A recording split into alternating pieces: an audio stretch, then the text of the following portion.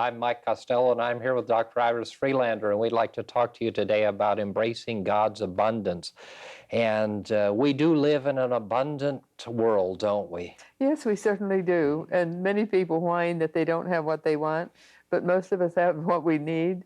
And there is such abundance everywhere. It is amazing. And when we talk about abundance, we were just talking before the program about how often we think of prosperity and abundance teaching as being so focal to New Thought, which is our theological and philosophical belief system, and certainly we espouse that.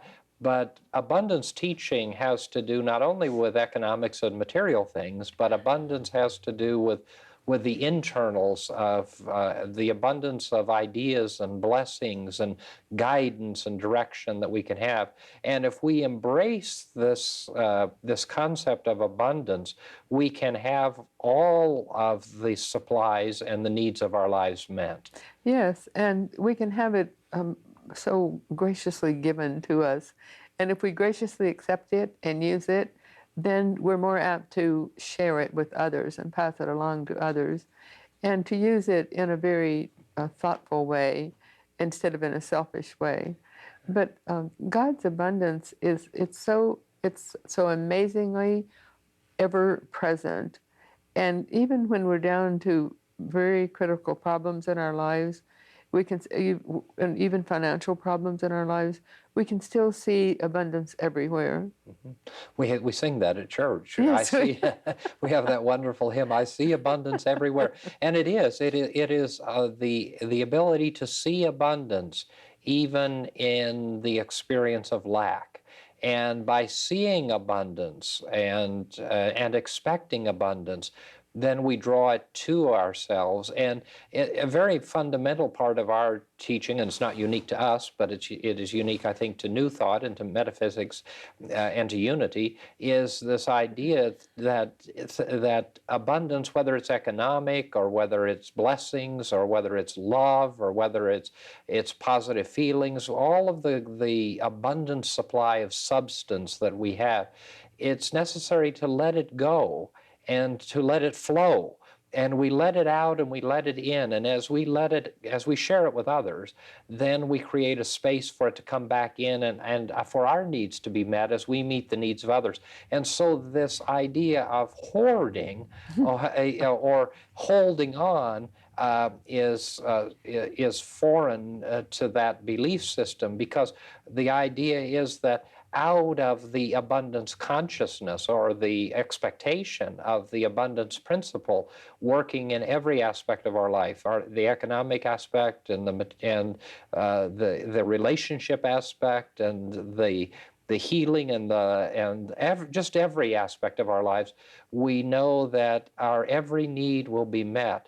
And that's so very important. And even from a biblical standpoint, for those who are interested in those things, and we know that many are, we're reminded of the story of the Israelites being provided manna. And of course, what they were provided for the day. And we have the needs of the day met. And if we can understand that the needs of the day will be met, not only the economic needs, but the needs in terms of all things in our lives will be met. And we will have the ideas and the guidance, the direction, and the money, and all of the other things that go along with it.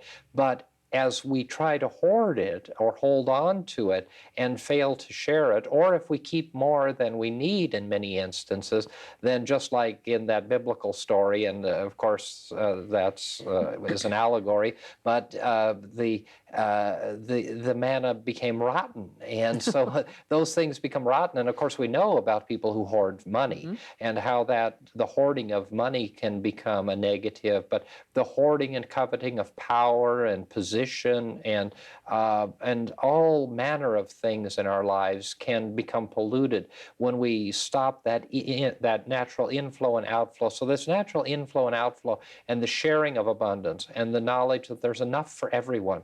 Now we understand that there's enough for everyone, but unfortunately it's not distributed where it needs to be, often because the consciousness isn't distributed. The consciousness of individuals isn't distributed distributed as it needs to be.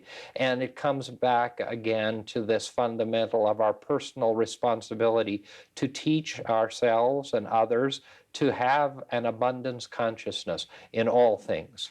And when we do, then life flows for us far more beautifully, smoothly, and satisfyingly. And when we worry about it, then then the money is less there. That's a lesson that many of us never learn, and many never believe, that to think that, just like Job said, that which I feared has come upon me.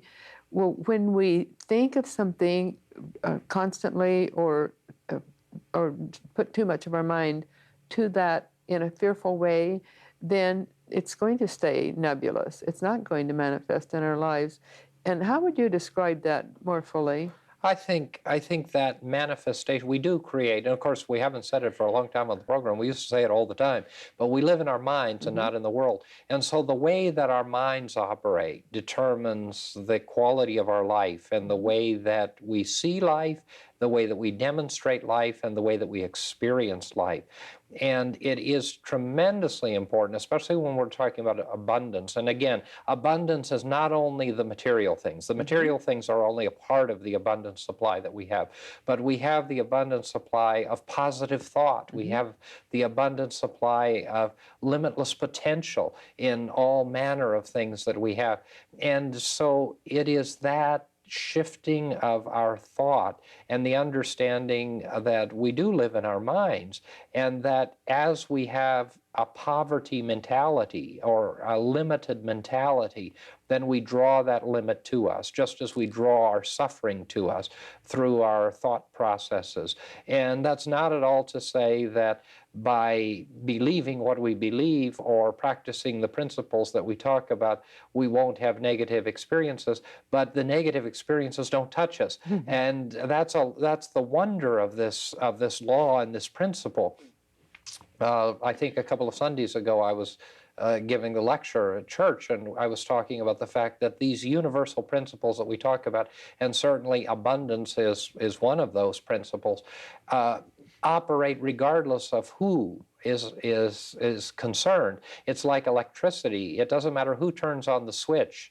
The light will illuminate. It doesn't matter who drops the ball or the rock, gravity will work. Abundance operates for every one of us, and it is a principle and a dynamic that is a part and parcel. It is a universal law that is always in action, but whether or not we are participating in the action or whether we are thwarting the action is really the question. And so often we are stopping the abundant supply that we can have. And I'm even thinking of as we step out of economics, and I try to stay away from abundant teaching from an economic standpoint, because that's the easiest thing to do. And it may sound flippant, but it's the easiest thing in the world is to make money. And a lot of people in the movement are about prosperity and abundance teaching. And of course, we want to have a prosperous,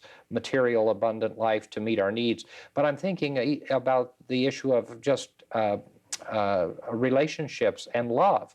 And to have an abundance of love in our lives, God's abundant supply of love is ever available to us. And as we have a loving sense of consciousness and a loving feeling towards others, then we become we believe ourselves to be lovable, and we allow that love from ourselves to flow out, and we allow love from others to flow into us. And so that abundance teaching isn't really limited to one little snippet of dollars and cents or anything else. It's every aspect of our lives.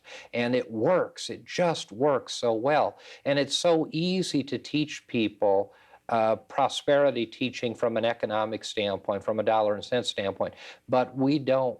We think that's important, but that's only one aspect of life, and we shortchange ourselves and others when we teach people and when we emphasize the abundance teaching from an economic standpoint, and we miss the rest of it. We really need to have an abundance consciousness of our loving nature, of our positive thinking, and allowing that outflow and inflow to bless others. Blessings, just the God's abundance has to do with blessings, and it is a limitless blessing that comes, and it doesn't matter what's happening to us, we are just blessed over and over again, and as we bless others, regardless of what they say or do or how they act or react, then we become a part of that dynamic law of God's abundance. And when we tap into that, there's really no limit to the abundance supply that's going to flow into and through us, and that we are going to have to give others. And the other wonderful thing is we'll never run out of the things to give. It just works that way, doesn't it? Yes, and when we rest in the supreme assurance of God's goodness and His abundance, then it manifests in our lives more and more fully. You and I both know a young priest who always wished he had a diamond ring, and I always think of that. Jack always wished he had a diamond ring, so he told us after he had found one. So one day in the sand, he found a diamond ring, a gold ring with a nice bright, shiny diamond in it. It was a good-sized diamond. And that was it wasn't shocking to me that he found it, because he said he had always wanted one. That's the first I knew he had wanted one. But that was such a lovely thing that it manifested for him, the young priest who didn't have a chance to get cash enough to buy a diamond and wouldn't spend it on himself probably if he did. But that was one thing. And then another time, when I was walking once in a spiritually oriented place, a pair of gloves manifested. I wish that I had a pair of gloves. I was wearing jogging clothing, and then my hands were cold, and I thought, I have those nice warm gloves back in my cottage, and if I only had them now, I'd be very happy. Well, I sat down and meditated, and when I started to get up, there was a pair of gloves beside me, and no one else was around. So I took them, and I just said, "Thank you, God," and used them. In Dear Abby, a lot of people have been talking about finding pennies for good luck. And I thought, I wish I could find some pennies, because I used to have a certain walking partner that when she and I walked, I would always find coins when we walked. But so about 2 weeks ago, I was wishing that I could have some pennies just for a lovely reassurance. So I put on some black flat shoes that I wear quite often in winter, and there was something bothering my toe. Well, it was a penny in my shoe, and there was no way that anyone could have put that penny in my shoe. It manifested in my shoe. And so then 2 or 3 days later, I stopped at a store down on 4th Street on Broadway and raced right back out. And when I started to open my car door, there was a bright, shiny 2002 penny on the ground. And so whenever those things happen, I always just express gratitude to God, because I know that these miracles happen in our lives, and very often they happen in the lives of many people who don't acknowledge that it's really, they think, well, it's my imagination, it's not really a magic situation. But magic situations happen in our lives, and I think that they happen more often if we acknowledge them, don't you? Absolutely. If we acknowledge them and if we're open to them, and if we know and believe, and even go beyond believing, but with our inner knowing and inner feeling and and with every fiber of our being, embrace the reality of this abundance consciousness. And consciousness is really the key, isn't it? And and consciousness transcends the brain. And so often we think our thoughts come from our brain, but we know that our thoughts do indeed come from our brain, but our consciousness comes from a higher source, and our abundance, our supply, the meeting of our needs comes from a higher source. And there's a wonderful hymn I'm just thinking about. I see abundance everywhere is a hymn that we sing. Other hymn that we sing at church in our meetings often, or we don't sing it often, but it's in our hymnal, is "All that the Father has is mine." And the limitless realities of all that God has, all that the universe has, even if we're not a religious person or a spiritual person, and there are many people who aren't, the principle works. And the dynamic of abundance and the abundance consciousness teaching can work to allow us to have our needs met. Yes, and we just have to stay attuned. And when we stay attuned, then wonderful things happen. And we have to accept that, yes, these things can happen and will in our lives. Because as you said, we live in our minds and not in the world. So when we accept that they will happen and expect them to, they will happen. And that expectation of our need being met and the willingness to let go of things so that others can come in their place is really an important part of the process. And in the second half of the program, I want to talk a little bit about that, letting go of things and letting go of experiences, because that's something that we all have difficulty with. We'd like to pause at this point in the program and offer you an opportunity to receive some information.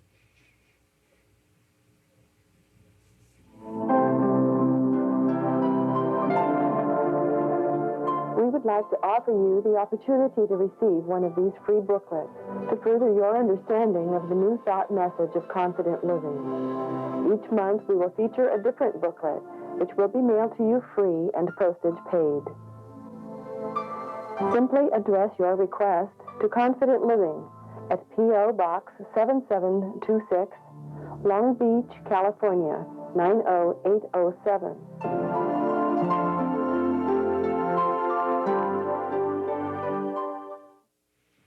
In order to allow abundance to come forth, we need to make space for it, don't we? And so often we hold on to things. You know, we're great at, I don't know, I know you talk to a lot of people, as do I, in our counseling work and at the church and in the center and in personal life. And it's just amazing how many things people hold on to, the tangibles and the intangibles. We want to put things in a box and keep them, and we want to hold on to people. We want to hold on to relationships, and often the harder we hold, the less we have. And that is an important understanding that we have, that we need to have, that as we let go of things, we have actually more, don't we? Yes, and it's been said that if we truly love, we love with an open hand. And that's certainly true. When we grasp whatever it is we're grasping, if it's money or food or clothing or relationships, the more tightly we grasp them to us, the more they detach from us. And so, and life is so much more beautiful and exciting when we have a sense of expectancy when we're letting things go and letting life flow with its own cadence instead of just holding so tightly to everything. So the sense of expectancy and acceptance of that unexpected gift makes life far more beautiful, doesn't it? Absolutely. And as that's a wonderful word you just used, the cadence of life. Life does have a magnificent cadence, and if we would just release our concerns and our cares and go, as kind of in a trite way to say, go with the flow. If we would go with the flow, that flow is limitless, isn't it? And that limitless flow is the abundance that we're talking about. And just kind of stepping out of the material aspect, I'm thinking about just ideas. And I'm thinking about how hard it is to get ideas or the solution to problems when we're really thinking so hard about it, when we're immersed in the experience of the problem or the difficulty. Yet when we let go of it, and we detach from it and get into the flow of the abundance of ideas, then we and the expectancy that the answers will come, that the answer will come, and that we don't have to work at it. You know, we don't really have to work as hard as we think we do. And that's not at all to say that we just fold our hands and wait for life to take care of us, because we don't believe that at all either. We believe in personal accountability and responsibility, but we also believe that as we are willing to trust life, as we're willing to expect the good and expect the direction and the guidance and the answers to our problems, then they will come to us in abundance. And the most creative people are the people who are able to do that and allow the abundance to simply flow into their being. And then they, in turn, are able to share that abundance of ideas and thoughts with others. And if we look at people who create jobs for people and people who create solutions to problems in life, we can think of people who have an abundance consciousness, even when they don't realize that it is the abundance consciousness that they have, but it is allowing that free flow of ideas to flow. And just as you said so beautifully, in the perfect cadence of life. And we will be guided, we will be directed, we will be shown the way in everything that we need, and every need will be met. And that's abundance. That's true abundance. And true abundance is being able to get our little self, our personality self, out of the way so that the flow of the infinite can come through us and to us. And that happens when we're not clutching at things, and also when we're not trying to, from our own mind or our own self, project thoughts and ideas. Because if we it's just like when you stand in front of the audience on Sunday morning and you don't have a prepared script, but the words just flow through. That's, to me, a prime example, a wonderful example of how we can live our entire lives of being just allowing ideas to come through us. And very successful and famous businessmen have said that when they just put a problem aside and go on to something else, then the answer comes, or it comes in their sleep at night when their conscious mind is out of the way. So in other words, when we don't allow our conscious mind to take precedence over our inner aspect of being, the subconscious and the superconscious, then we get those wonderful ideas and life just seems to flow in a marvelous way, and we think, oh, we're sitting on top of the world.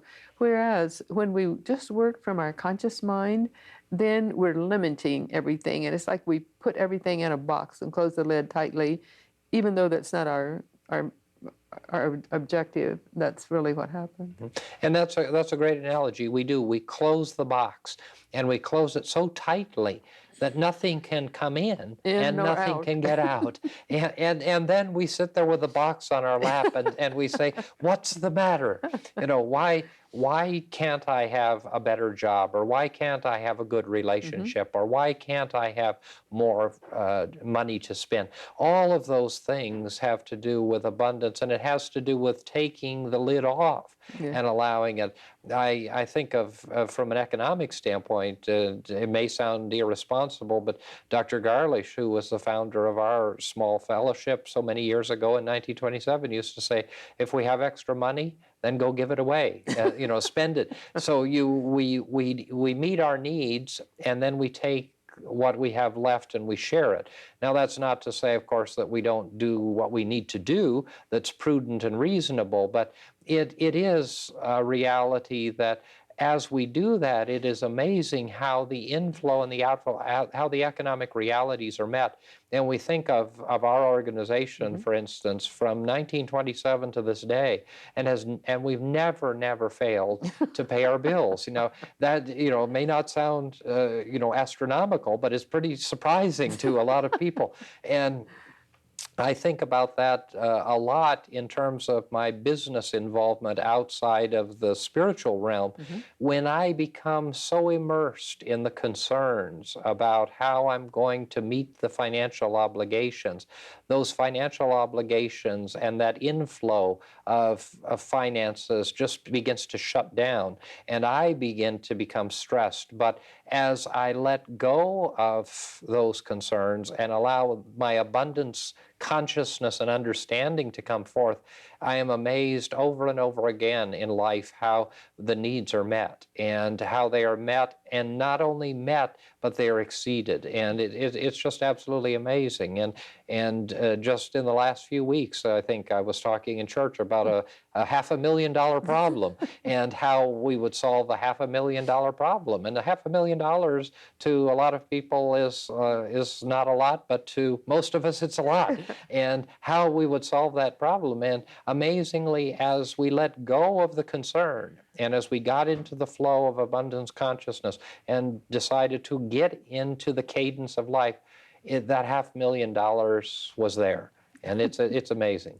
Yes, and we can see it in our lives in small ways as well as in large ways.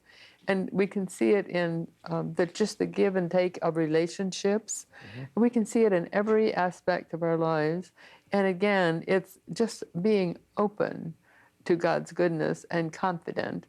I remember once I was supposed to write, there was a lady whose child had died, and a mutual friend asked me to write her a letter to console her. And I thought, well, how can I write that letter to console that lady? I don't know how to console her. So I asked an older male friend who had owned an advertising agency and had retired from it, what can I write to tell this, to make this woman feel better?